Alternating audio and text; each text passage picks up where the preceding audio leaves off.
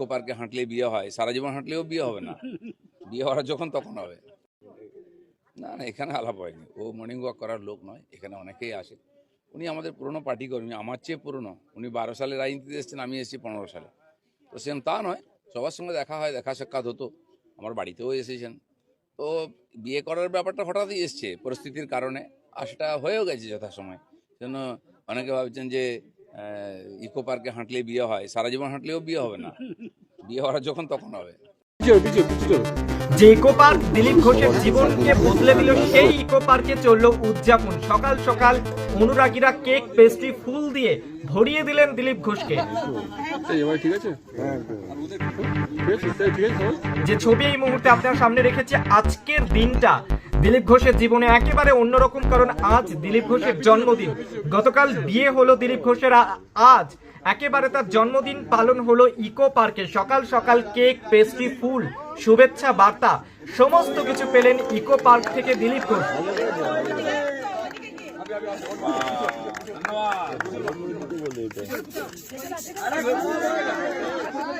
সমর্থক অনুরাগীরা প্রত্যেকেই ছুটে এসেছিলেন দিলীপ ঘোষকে শুভেচ্ছা জানানোর জন্য। প্রথমত শুভেচ্ছা তার নতুন জীবনে প্রবেশের জন্য, দ্বিতীয় শুভেচ্ছা জন্মদিনের শুভেচ্ছা। একেবারে তাড়িয়ে তাড়িয়ে উপভোগ করলেন দিলীপ ঘোষ। সাত সকালে ইকো পার্ক একেবারে সেজে উঠলো, রঙিন হয়ে উঠলো, কেক, পেস্ট্রি, ফুল, শুভেচ্ছায় ভরে উঠলো দিলীপ ঘোষের জীবন। আগামীর শুভেচ্ছা জানালেন প্রত্যেক অনুরাগী।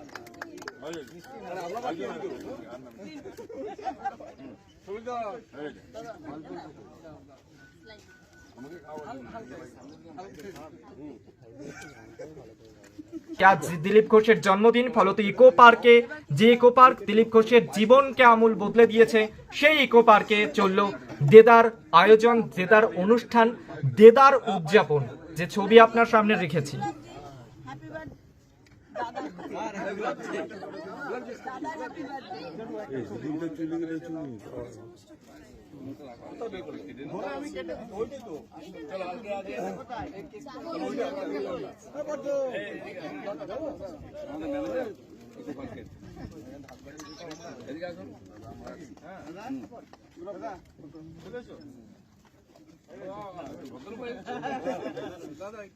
এতদিনে বোঝা গেল ইকো পার্কেই বারবার হাঁটতে কেন দিলীপ বাবু যেতেন।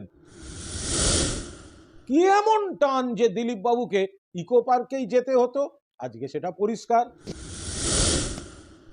এই যে দেখুন, দিলীপ ঘোষ তিনি বিজেপির নেতা, তার সঙ্গে আমাদের মতাদর্শগত লড়াই, রাজনৈতিক বিরোধ আছে, কিন্তু ব্যক্তিগতভাবে দিলীপ ঘোষ বিয়ে করছেন, আমরা তো শুভেচ্ছা জানাচ্ছি। মাননীয় মুখ্যমন্ত্রী পুষ্পস্তবক, বার্তা সব পাঠিয়েছেন। আর একটা মজা কি বলুন তো, এতদিনে বোঝা গেল ইকো পার্কেই বারবার হাঁটতে কেন দিলীপ বাবু যেতেন।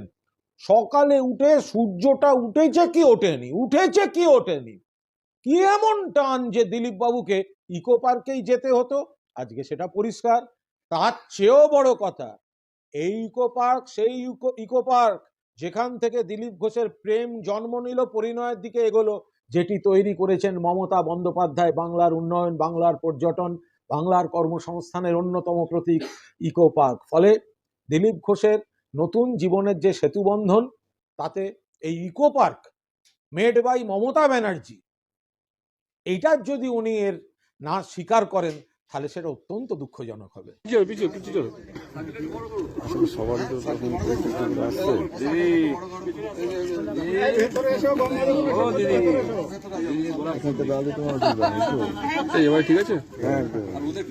ঠিক আছে, ঠিক আছে, তাহলে কেটে ফেলো।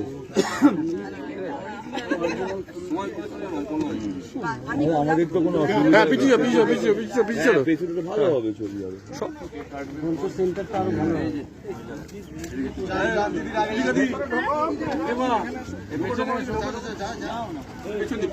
দিদি পেছন, যাক যাক যাক যাক যাক।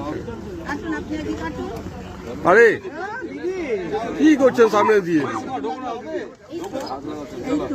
ধন্যবাদ।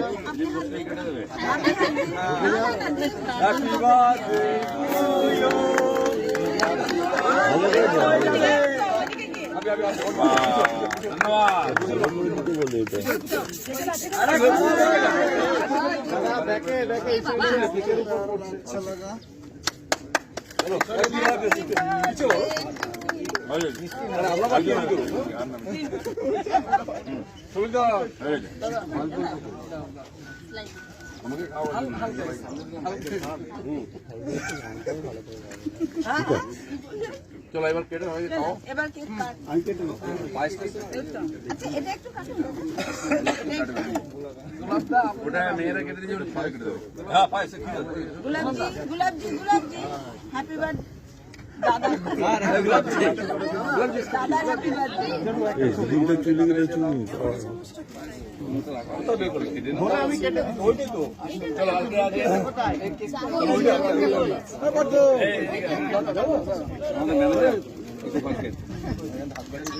এদিকে আসুন।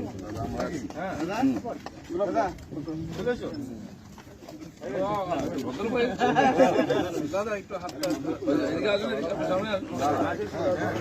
শুরু হয়ে গেছে দাঁড়াও দাঁড়াও, ওটা দাদাকে খাও। চলো দাদা।